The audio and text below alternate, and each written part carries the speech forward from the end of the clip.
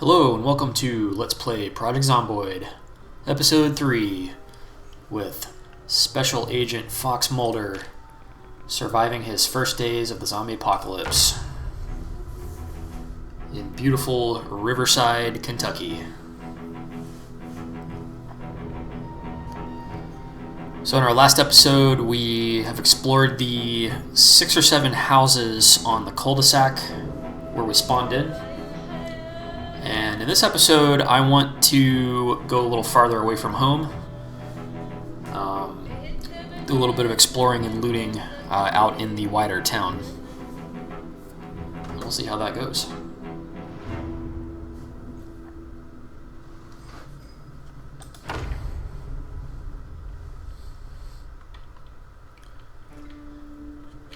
Okay, so it's 4:30 a.m. It's still kind of dark outside. I think what I'm going to do is eat some breakfast. Terrible apocalypse breakfast. Cold stew straight out of the fridge here. I'm going to try to take a little bit of food with me on my supply run.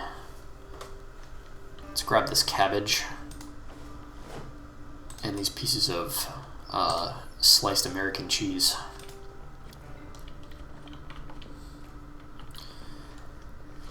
I forgot that I'm supposed to be assembling a suit, FBI suit for Agent Mulder here, so I think I'm going to change into the pieces of it that I already have. I'm going to wear the suit pants. Did I pick them up? No, I just picked them up. I need to actually wear the suit pants. Oh gosh. I'm not going to use these suit pants because they are the skinny style suit pants. Wow, that's ridiculous. Oh my gosh. Yep, well, since I did it by accident, let's just see what happens when your character takes off all their clothes. I promise this is safe for work or whatever, if anybody cares. Tidy Whities is as low as you can go. Now you know.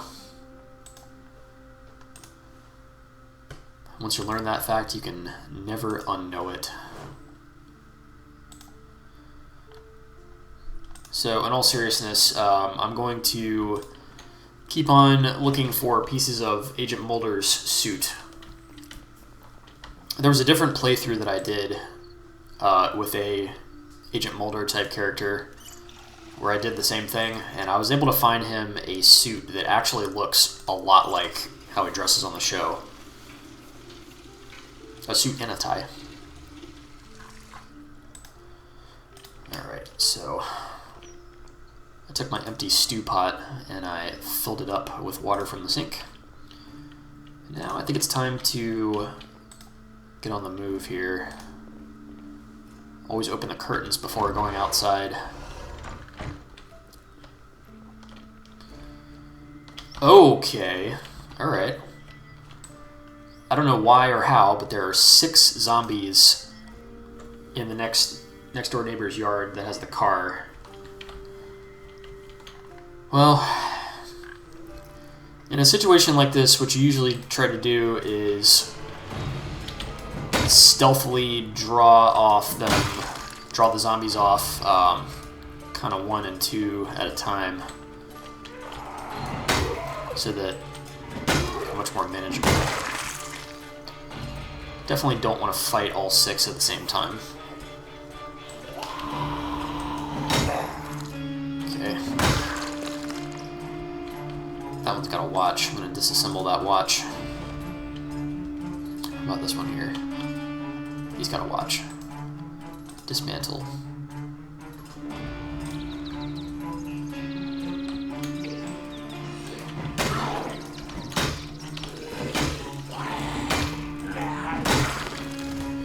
This is also the first game of Project Zomboid that I've ever played where I don't have the green outline enabled for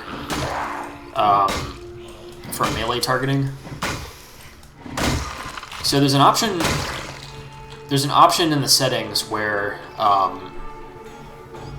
the zombie will have a green outline around it if your melee weapon will hit it when you swing. Due to the janky isometric graphics, sometimes that really comes in handy.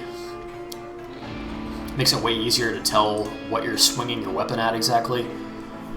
For this playthrough, for whatever reason, I left that disabled, so it's going to add a little bit more challenge onto my Apocalypse run.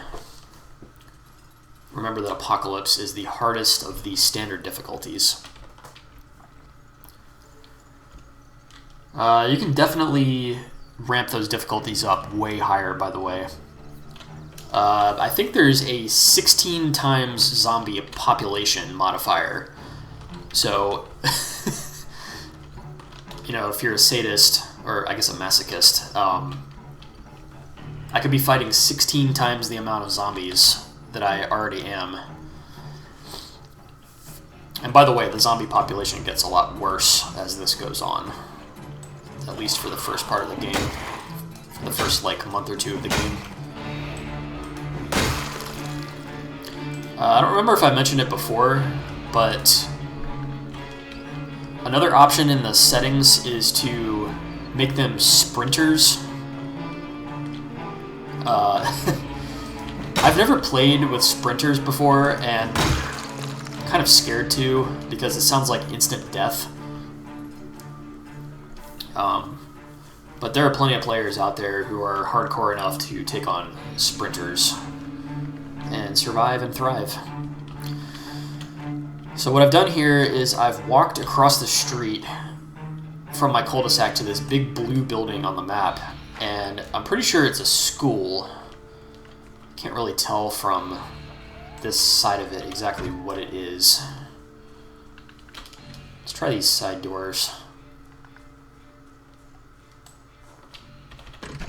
Okay, that door opens. I find myself inside of a industrial kitchen.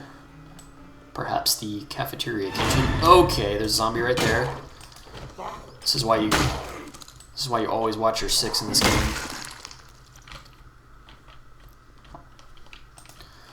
I'm now in some kind of cafeteria lunch line, but I'm behind the counter where the cooks would be.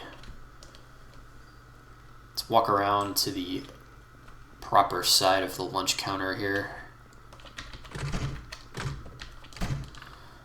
Okay, I'm inside of a cafeteria here.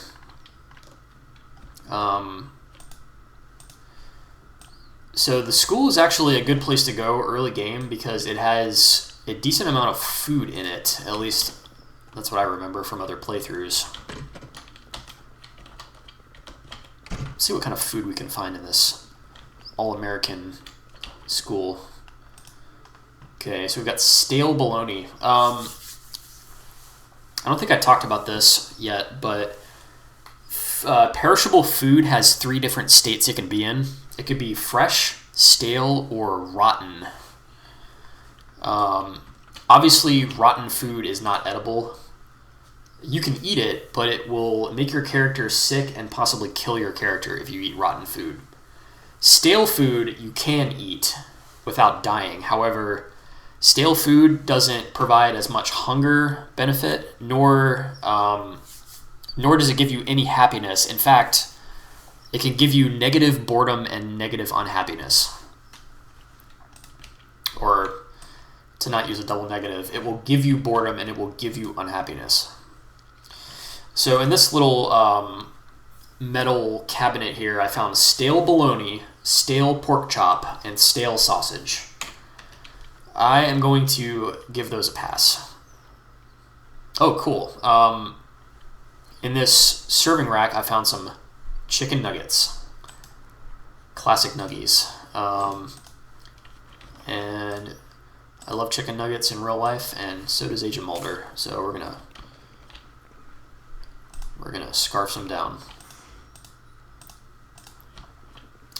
Looking at the other cabinets here, or trays. Potato pancakes. I don't know exactly what that's supposed to be. I don't know if that's a British thing or not. Remember, this game is made by Brits and Canadians. Alright, in this little shelf here, I found some fresh potatoes. I'm going to take those. And we got this row of fridges.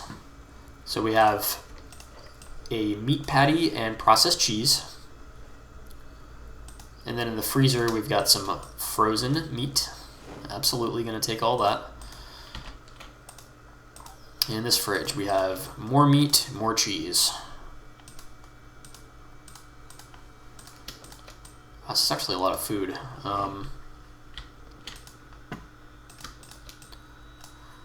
There does come a point where you have accumulated too much food and the power will go out and it will spoil anyway. But I'm going to make an effort to eat as much of this food as I possibly can before the power goes out. It almost sounds like a joke, but you want to fatten your character up. You want to fatten your character up before the power goes out. Because once the power does go out,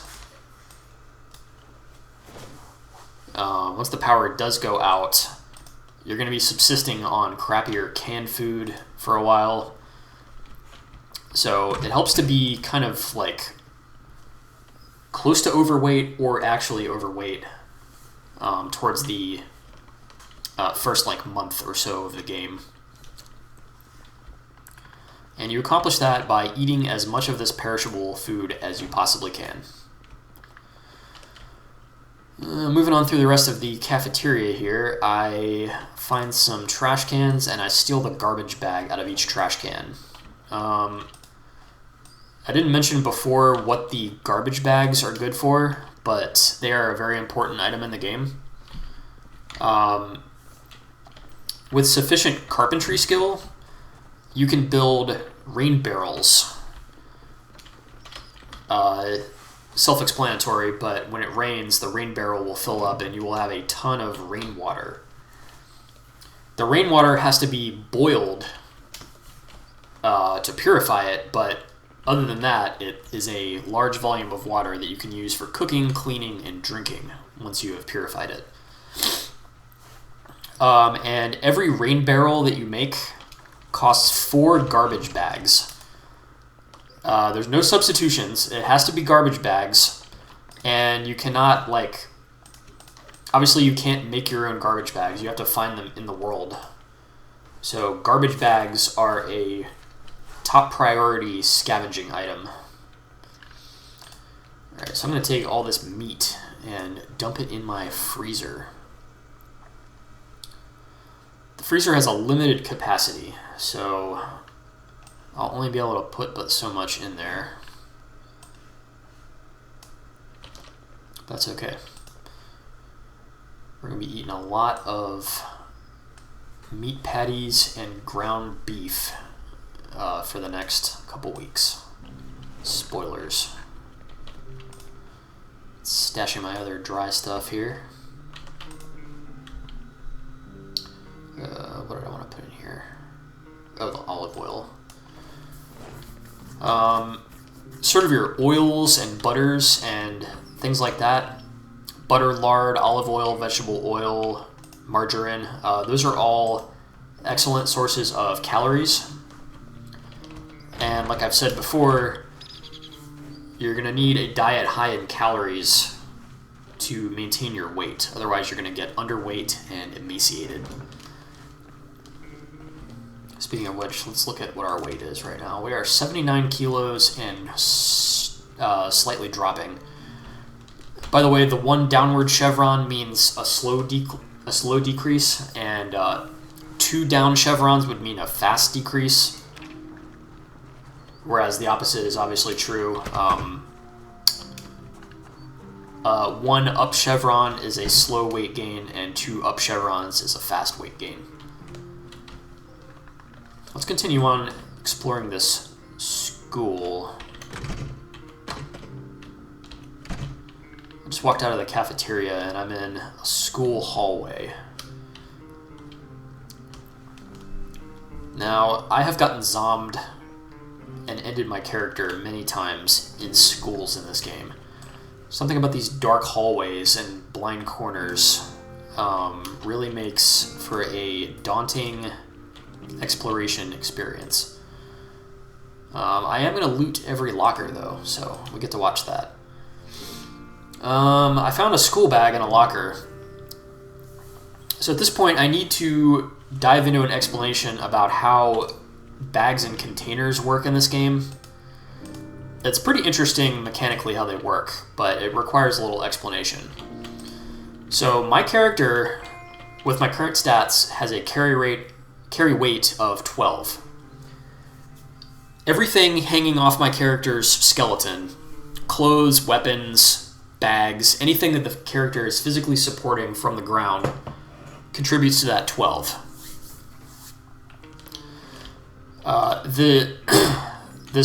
To take the school bag here as an example, the school bag has a weight of, I think its base weight is 1.5.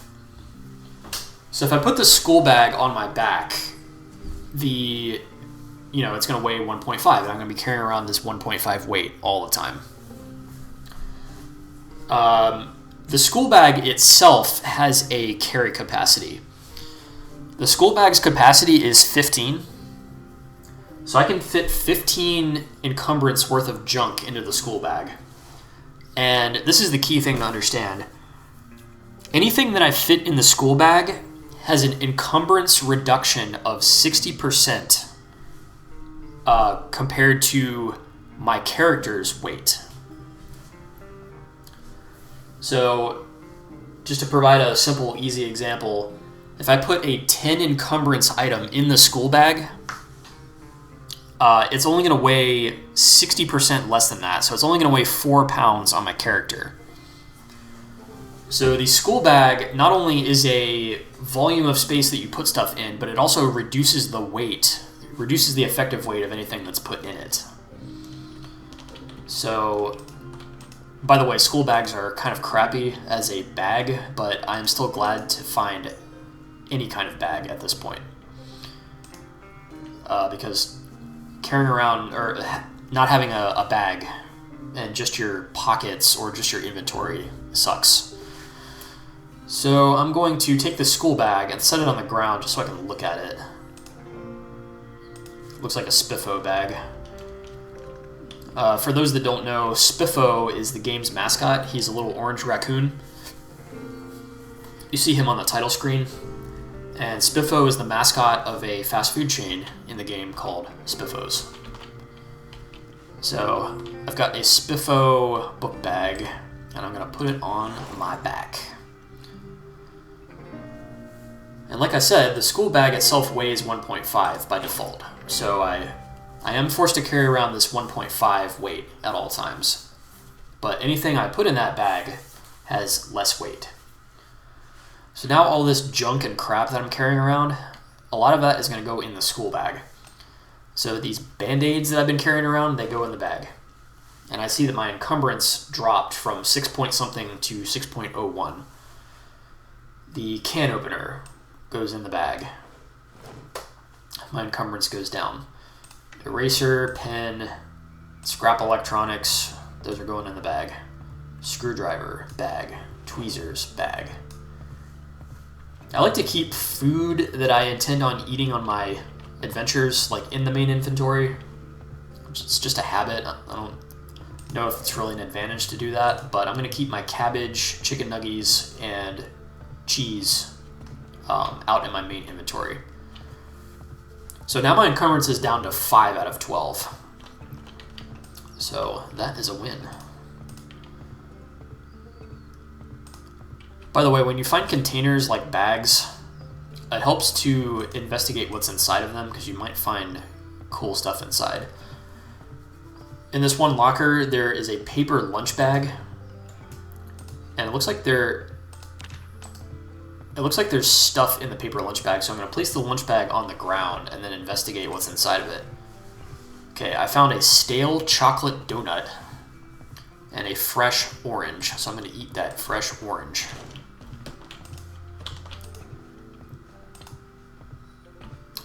Cool. Now Agent Mulder has a orange Spiffo bag Stylen. Let's go down this hallway.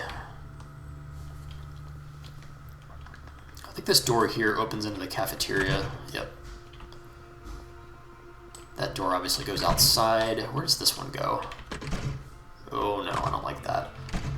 That looks like it leads to a locker room. A dark locker room, most likely. A zombie-filled locker room, if you will. So I'm going to avoid that door. I'm here in the school nurse's office, so let's see if we can find goodies in here. Alcohol wipes. So if you get wounded in the game, your wounds can get infected. Not infected like zombie infection, just infected like regular bacteria. To be honest with you, the system this game has for wound infection kind of sucks. You would think that having an infected wound would run the risk of killing your character through, like, giving them sepsis or, you know, giving them a serious, like, systemic infection. Well, that doesn't happen. There's nothing like that in the game. Instead, infected wounds just provide more pain. Now, pain is not a good status effect to have, but you won't be killed by the pain, and eventually the wound will heal no matter what you do. And to be completely honest, I wish that the game had wounds that you had to take care of, just like you would have to do in real life. So, you can still disinfect your wounds for roleplay reasons, but the game does not force you to, really. Why is that not doing anything? Okay. I just filled my water bottle at the sink. In this cabinet, I've got antibiotics, bandages, some beta blockers, painkillers, and sleeping tablets. So, antibiotics. Once again, your wounds can get infected by regular bacteria, but it won't kill you, it will just cause pain. And antibiotics will reduce that pain and heal the wound faster. However, it's kind of pointless because your character can't die from a wound infection. But for roleplay reasons, I always collect antibiotics just to have, because of course in real life you would collect them. So I'm going to grab those antibiotics. Bandages, I've already got those band-aids, so a bigger bandage doesn't really do anything for me. Beta blockers. So this is interesting. I haven't mentioned it before, but when you're fighting zombies, you get panicked because zombies are scary. And the more zombies there are around, and the longer you're around them, the more panicked you get. And the panic status effect affects your weapon speed and weapon accuracy, and it makes you a lot less effective at fighting. And beta blockers will keep you from getting panicked. They're kind of like, I don't know, like Valium or something that would reduce anxiety. Painkillers. That does exactly what it says on the tin. Reduces pain. So if I happen to get injured by something, or I have a wound, or anything like that, taking painkillers will reduce pain. And 3 guesses as to what sleeping tablets do. I will be taking the sleeping tablets because they are useful. By the way, it's kind of funny. If you take too many sleeping tablets, you die. And much like in real life, you can take like more than the recommended dose and you'll be okay. But then there's a threshold where you take one more pill and all of a sudden you are dying.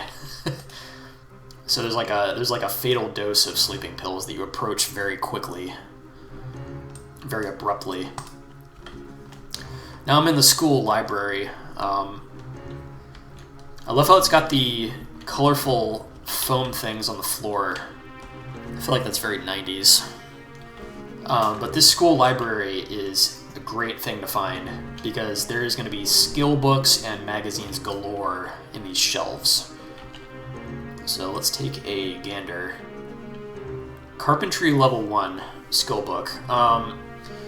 The first level of carpentry is really easy to level just without the skill book, so I'm going to leave that one.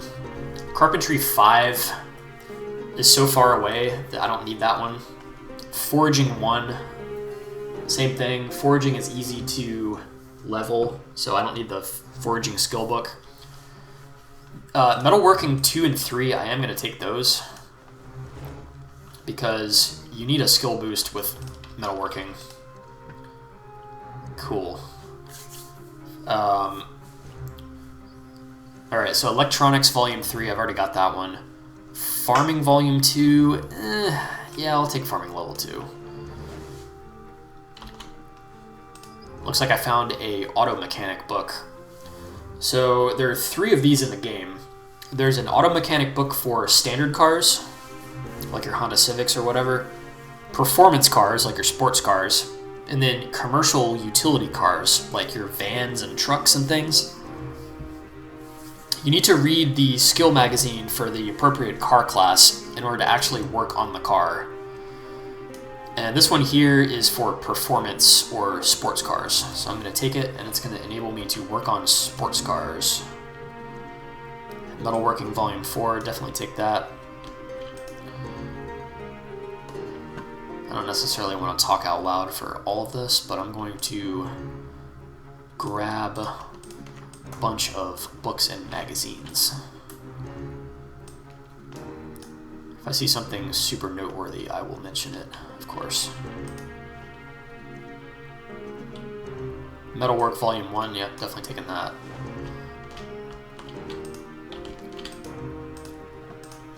Come on. Select the cabinet. Okay.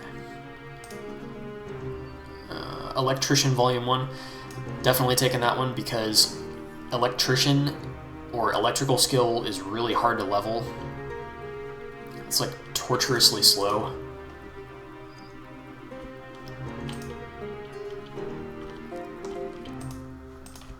I can find a Mechanics 1. That would be amazing. Mechanics lets you work on cars. Carpentry 2, I'm going to take that one.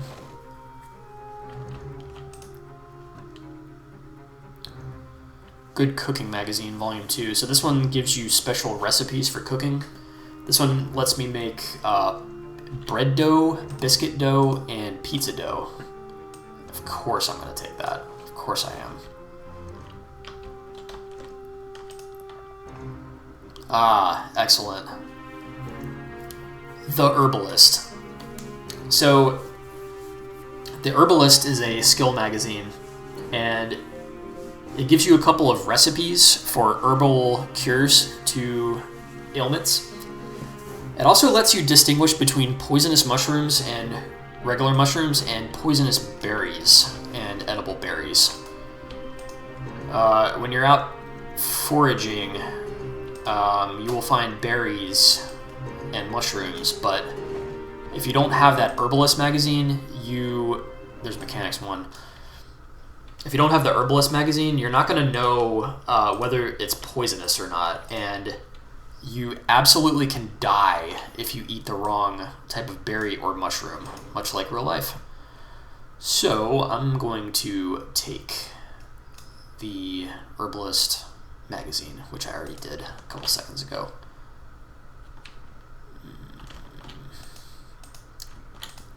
3 more shelves to go. Another metalworking magazine, Hunter magazine. Can always come back here if I feel like I need to scrounge some more books. And I've taken a bunch of books and things, and I'm not over encumbered yet.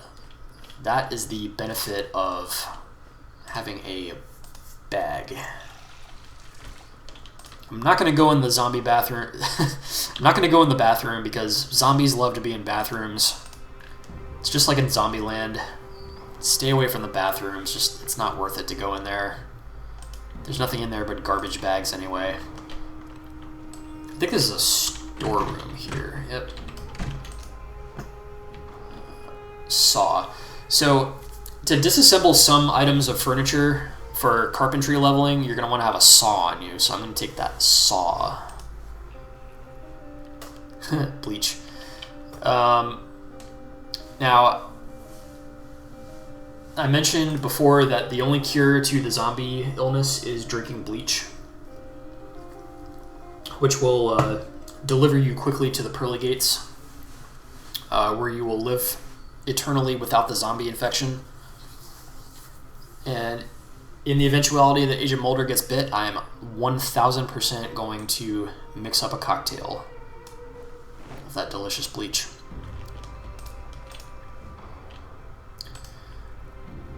Kind of funny, it's actually very possible to accidentally eat bleach in this game just by misclicking. So I've got to be really careful around that bleach. I've definitely accidentally eaten items in my menu before, and it's never happened with bleach, but I think I would uninstall this game and never play it again if I accidentally drank bleach and lost my character. In some kind of teacher lounge. Alright, cool. So I found a car key in this teacher lounge. So there's probably a car around outside that I can have a key to now. Ooh, empty bucket. Definitely taking that. Carton of eggs and carrots in the fridge. I've now filled my school bag to capacity, so I'm back to putting stuff in my normal inventory.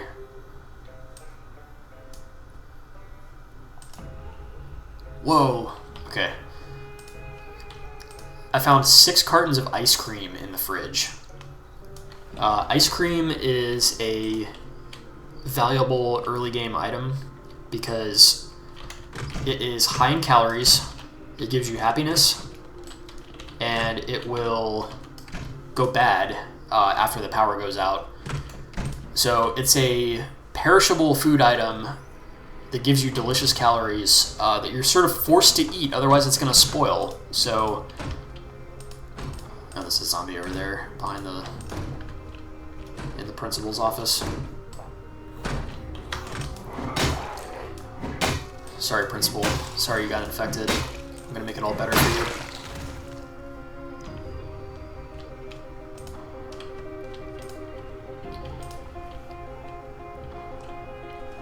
I'm now over encumbered, so I gotta be kind of careful, not get myself into a bad situation. This must be the deputy principal's office.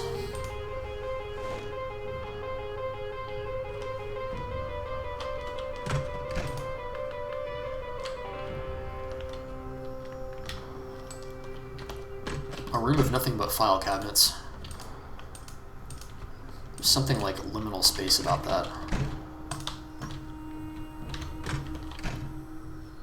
Garbage bag, of course.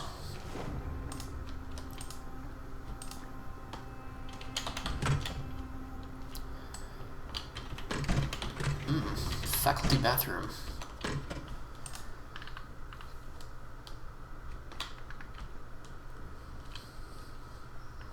Should I take the American flag back to base? Yeah, I think I'm going to do that. Agent Mulder is a patriot. Actually, in the show, he's like very anti-government, which is kind of funny because he's an FBI agent.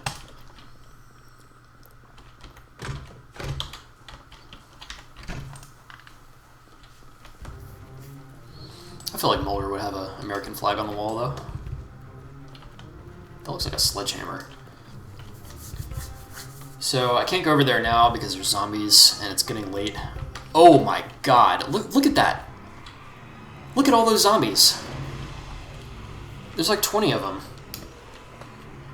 Oh great, the car key that I found it goes to the wrecked car right in front of the school, so that's useless. That makes me mad. I'm just gonna drop that car key on the ground. Screw it.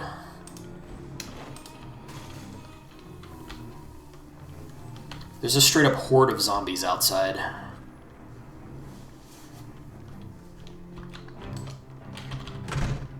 Definitely don't want to go that way. Anything cool in here?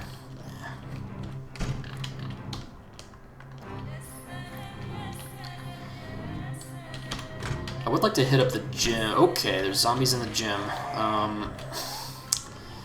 Do I want to fight these zombies in the gym? Yeah, might as well.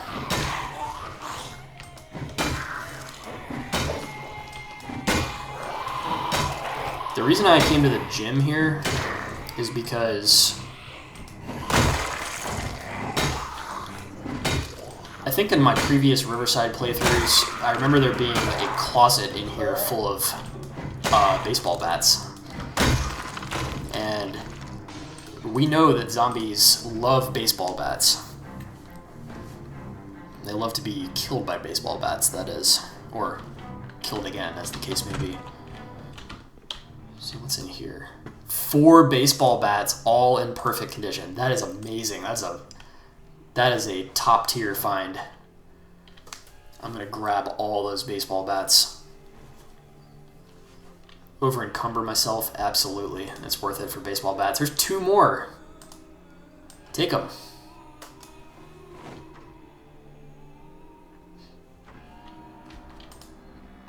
And a football helmet and hockey helmet.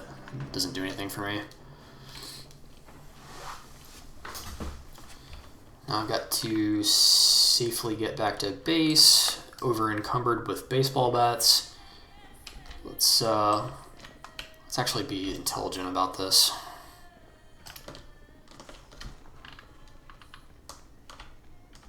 Okay. I think this is the first time we've encountered a tall fence in the game. So there are 2 types of fences. Short fences are like waist height, and you can just vault over those, no problem, easy. These tall fences, you have to climb them, like jump over them, and I think there is some kind of skill check or status check, and you can fail to climb over it. So if I hold E, okay, great. Well, I just passed it on the first try.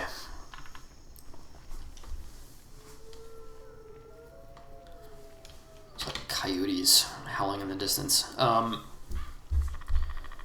So I see a new Moodle up there. It looks like a pair of lungs. That is one of the worst Moodles to see in the entire game. It is exertion. So long story short, if you run around too much, are over encumbered, if you try to fight too many zombies for too long, you're gonna get out of breath and tired and exerted. Also, I believe climbing high fences gives you exertion as well. So when you're exerted, your melee attacks, do like 50% less damage. It is a really bad debuff. Well, it looks like I made it home safe and sound with my 6 baseball bats stuffed in my pockets. I'm gonna head over here to the floor armory and just kind of set them down on the floor. I like to make it look like a proper pile. Cool.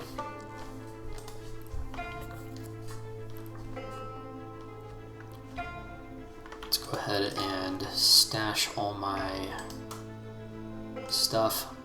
Might as well eat the rest of this cabbage. Eat the cabbage. Store the carton. Got the ice cream. Stash that up. Stars and Stripes flag. Where's that gonna go? Let's put it over the armory. That's appropriate, right? It's my all-American armory, which consists of 6 baseball bats, a hatchet, and a crowbar.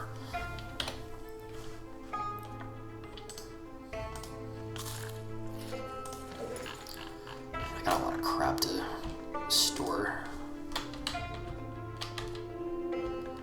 This little bookcase over here is only a small one. Might be kind of too small to store all this crap.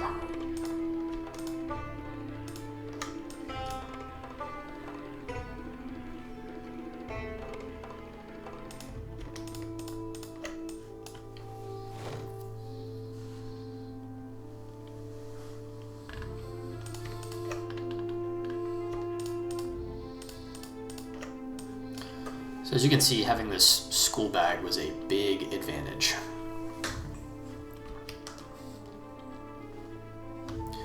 This other book. Actually, that's the tailoring. I'm gonna leave that one out because I'm gonna be reading it at some point. These garbage bags that I dumped on the floor before, I'm just going to put them in my inventory and take them out to the garage.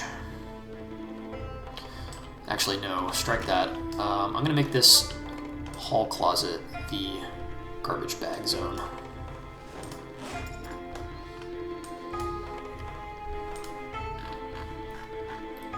So now I've got 6 garbage bags. It's enough for 1 rain barrel. Oh, there's 2 out here.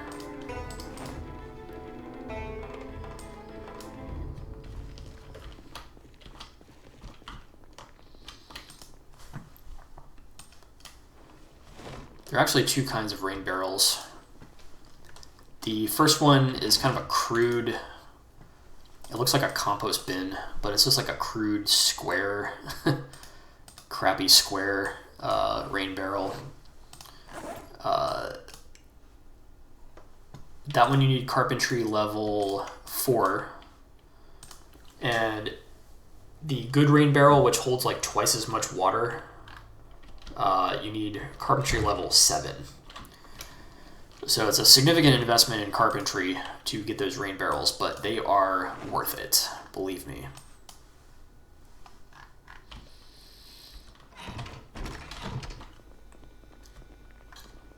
Part of the fun of every loot run is like storing all your junk.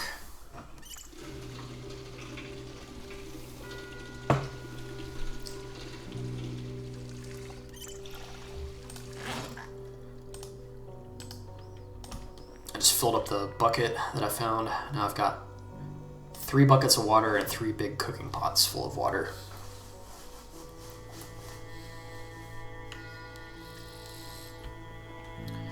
Alright, so the bleach that I found, it's going to go way over here in the corner so that I never accidentally interact with it in any way. It's going to go just in the corner. And it's going to be there, it's going to be my little friend waiting for me to cure that zombie illness if that happens.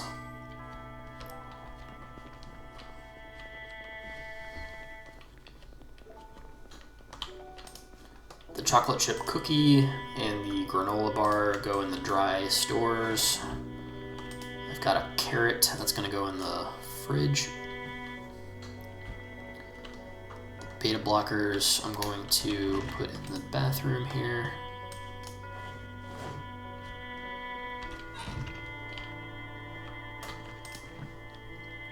And I've got a decent amount of scrap electronics already. Okay. Cool.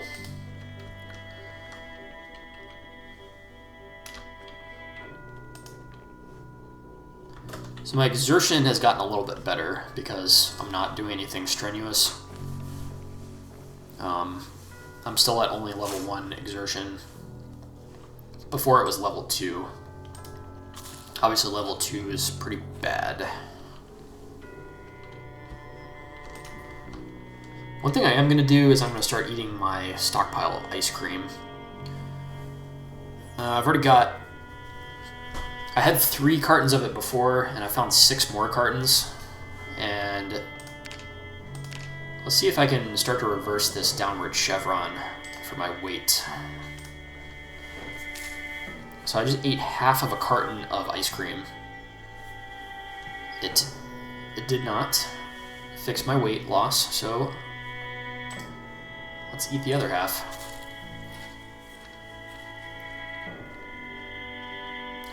Okay, that also did nothing. I've observed in this game that you have to eat calorific food for like multiple days in a row before it starts doing something. So I'm just going to have to remember tomorrow to fix myself more delicious ice cream. And I've also got to start eating down this massive stockpile of frozen food. Because that power outage is coming.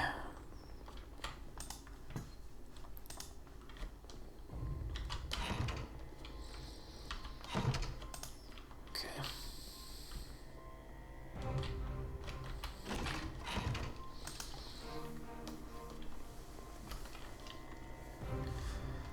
So I think I said in the last video that having your character read in this game is really torturously slow. I'm going to demonstrate part of that here. I'm not going to make Mulder like read an entire book at once because he'd be sitting there for it would be like 20 minutes real time for that to happen. So I always like to sit down on the floor and let's have a read. So I'm going to start reading Metalwork. Oh, damn it, that's not the one that I wanted. I wanted Mechanics. Let's just go back to the bookcase and get the right book this time.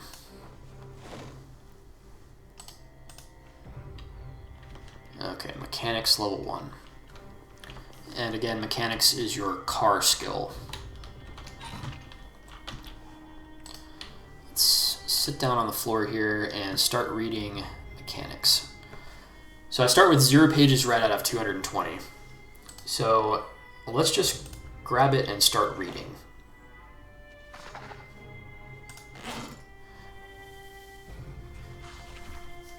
There's Agent Mulder reading away. Just reading about cars. The boredom moodle just came up. Okay, so we've sat here about 30 seconds watching Mulder read this Mechanics book, and he just read 7 pages out of 220 pages. So that's how it goes. Reading is very slow. But once he fully reads this Mechanics book, he's going to have a 3x boost to Mechanics skill, which will come in handy.